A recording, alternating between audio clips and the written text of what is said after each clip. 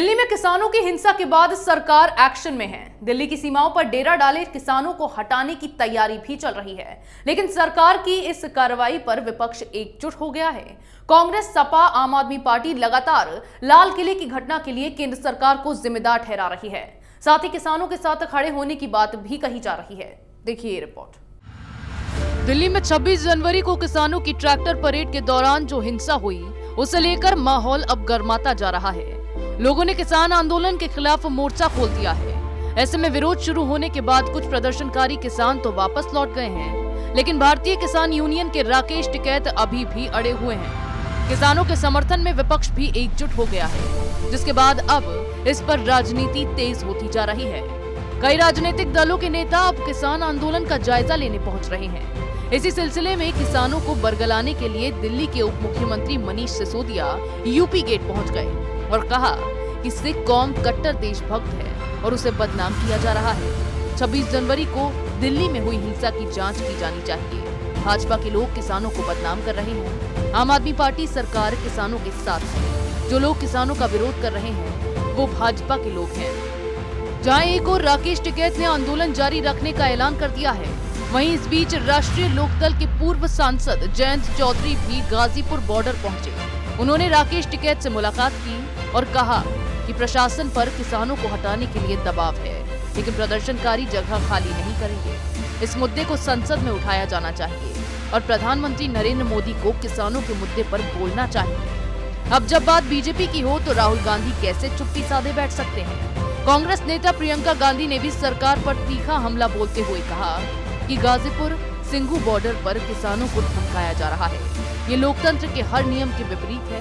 कांग्रेस किसानों के साथ इस संघर्ष में खड़ी रहेगी। किसान देश का हित है, जो उन्हें तोड़ना चाहते हैं वे देशद्रोही हैं। तो वहीं कांग्रेस के पूर्व अध्यक्ष राहुल गांधी ने ट्वीट कर कहा, ये एक साइड चुनने का समय है। मेरा फैसला साफ है, मैं लोकतंत्र के साथ हूँ। मैं किसानों और उनके शांतिपूर्ण आंदोलन के साथ हूँ। समाजवादी पार्टी के अध्यक्ष अखिलेश यादव ने ट्वीट कर ये तक कह दिया कि आज जिस तरह बल का प्रयोग कर बीजेपी सरकार किसानों के आंदोलन को कुचल रही है, उससे किसानों के साथ साथ हर सच्चे भारतीय की आत्मा रो रही है। किसान अगले चुनाव में सरकार की क्रूरता का जवाब वोट से देंगे। आज बीजेपी जिन किसानों को सड़क से उठा रही है, वो कल बीजेपी को ही सड़क पर ले आएंगे।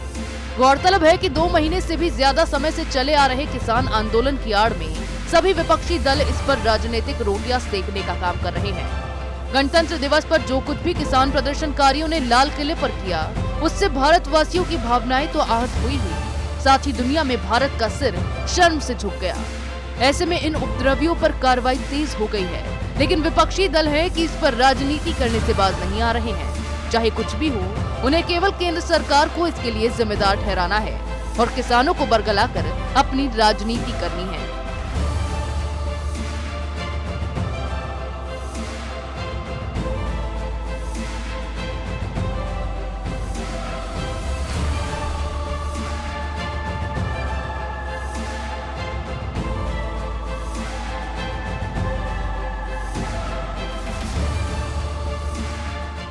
विपक्ष लगातार किसानों को बरगलाने की कोशिश कर रहा है। लाल किले पर राजनीति कर इस पूरी घटना के लिए केंद्र सरकार को ही इसका जिम्मेदार ठहराया जा रहा है और किसानों को समर्थन का आश्वासन भी दिया जा रहा है।